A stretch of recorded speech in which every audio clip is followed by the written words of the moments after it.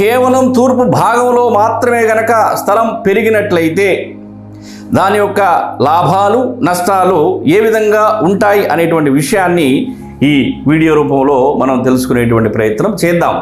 ఇక్కడ గనక మీరు ఈ స్థలాన్ని గనక మీరు గమనిస్తే తూర్పు పడమర, ఉత్తరం దక్షిణం, ఈశాన్యం నైరుతి, ఆగ్నేయం వాయువ్యం.